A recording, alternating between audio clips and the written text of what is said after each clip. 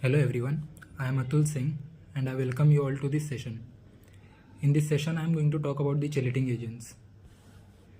In this topic of chelating agents, we are going to discuss the definition of chelating agents, various chelating agents, example dimercaprol, disodium editate, calcium disodium editate, desferrioxamine, deferriprone, desferrasirox, and dipenicillamine.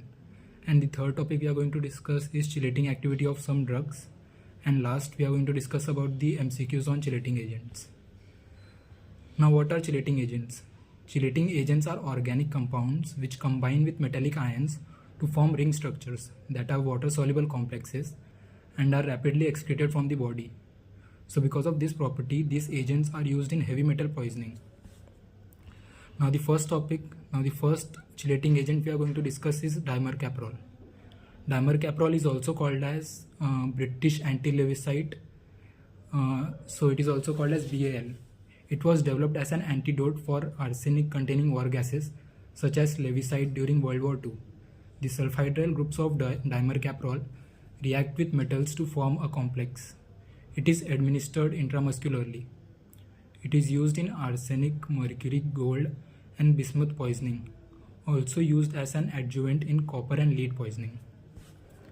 Now the adverse effects of dimercaprol are nausea, vomiting, headache, fever, salivation, rise in BP, tachycardia, and pain at the site of injection. Now succimer and unithiol are analogues of dimercaprol.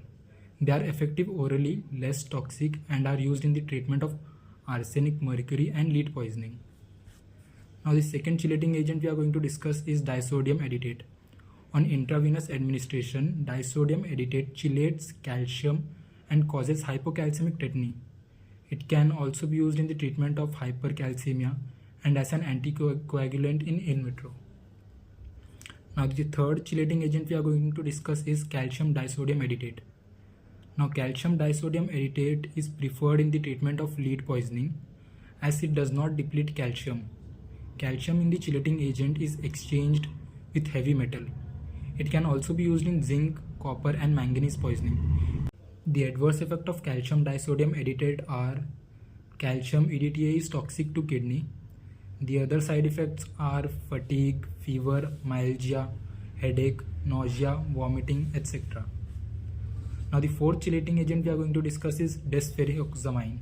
It is also known as deferroxamine. It is an ion chelating agent. It is not effective orally as it is poorly absorbed by gastrointestinal tract. It is administered parenterally. It chelates iron from hemosiderin and ferritin but does not affect iron in hemoglobin or cytochrome. Affinity for calcium is low. Intravenous desferrioxamine is the drug of choice for acute iron poisoning. It can be used intravenously to chelate aluminium during dialysis. It is used intramuscularly for chronic iron poisoning like thalassemia. Now the adverse effect of desferrioxamine are it includes various allergic reactions such as skin rashes, itching, flushing, and anaphylaxis. Other adverse effects are diarrhea, dyspnea, dysuria, hypotension, and tachycardia. It can cause neurotoxicity on long-term use. It is contraindicated in pregnancy and renal insufficiency. Now the fifth chelating agent we are going to discuss is deferriprone. Deferriprone is an orally effective ion chelating agent. It is used in the treatment of transfusion, siderosis, in thalassemia, and acute iron poisoning. It is less effective than desferrioxamine. Now the adverse effects are anorexia, nausea, vomiting, joint pain, and rarely agranulocytosis. Now the fifth chelating agent is dipenicillamine. It is a degradation product of penicillin. Hence it may have cross reactivity with penicillins. It is effective in copper, mercury, zinc, and lead poisoning. Other uses are Wilson disease, scleroderma, cystinuria, and rheumatoid arthritis. Now the adverse effect of dipenicillamine are skin rashes, pruritus, urticaria, pemphigoid lesions, pyrexia, and etc. Now we are going to discuss the chelating activity of some drugs. Now the drugs like tetracycline can chelate metal ions like calcium 2+, magnesium 2+, and aluminium 2 plus. And the drugs like salicylates can chelate calcium 2 plus and iron 2 plus. Now the last thing we are going to discuss are the MCQs on this topic. Now the first MCQ is, which chelating agent is used in acute iron poisoning? The options are EDTA, penicillamine, desferrioxamine and succimer. The answer to this question should be desferrioxamine. Now the second MCQ is, which of the following chelating agent was developed during World War II? The options are dimercaprol, EDTA, D-penicillamine and sodium acetate.